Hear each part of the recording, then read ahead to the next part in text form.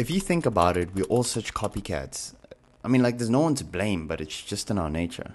My name is Kelvin, and welcome to my 30 to 60 day monk mode journey where I'm learning how to listen to my mind, lead by my spirit, and stay true to who I am. I caught onto this while I was typing an email to customer service of a company that I had a query with. So I just found myself impersonating the people that I used to deal with while I was in customer service. It's super weird, dude, because while I was doing this, I actually just pulled back. I'm like, hey, no, man, this is not you. You don't talk like this.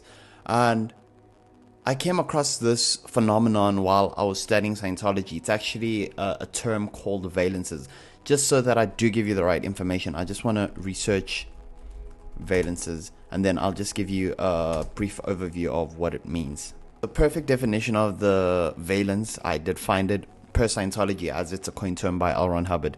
It's an identity complete with bank mass or mental image mass of somebody other than the identity selected by oneself.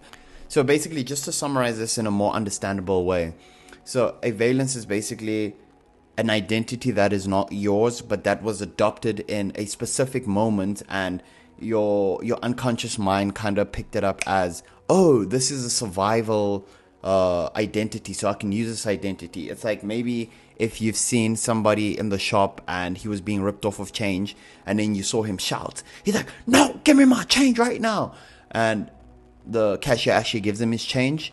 The next time that happens to you, you're gonna switch to that valence, so that you've kind of left your identity and you've seen, okay, so that was a solution that worked for that guy. Cool, let me adopt it and let me use that. So that's what I found myself doing. In this process of identity switching, I feel like you lose who you are at that moment and you go to who that other person was or that other person's impression. And thinking about it thoroughly, I was not myself from the early ages. I was myself, but as far as I remember, I was never myself until I was like 21 or 22. This sounds crazy, but if you sit down and you think about it, is everything that you do self-determined, or did you pick it up looking at other people and saying, okay, no, this makes sense. Okay, that does this, so I'm going to do this. You know, how much of yourself is actually you? And that's the question that actually led me to isolation. I actually started going away from friends, which is not something that I encourage people to do. But for me, it was at a point where I didn't know what I want. And being in that state is dangerous because then people control what you want, what you're going to eat, what you dress, what you do with your money. And it's no longer a thing of, is this right or wrong? No, it's going to be based on that specific action that you saw at that time. I just started reading books and understanding my thoughts more and being alone with myself.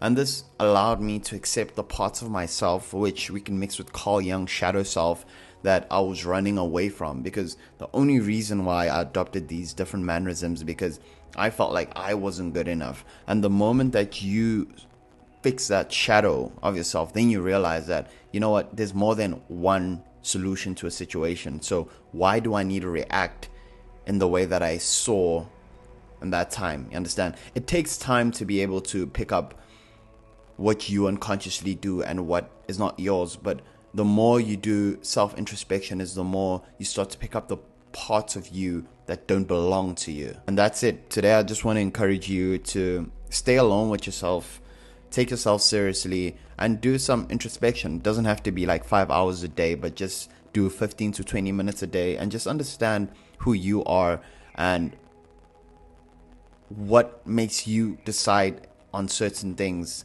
you know.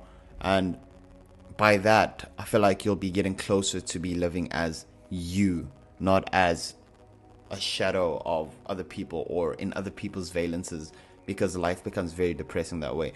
Ask me, because I know that I lived my whole life with that, and it's only now that I start to feel weird because I'm doing what I want without any external influence.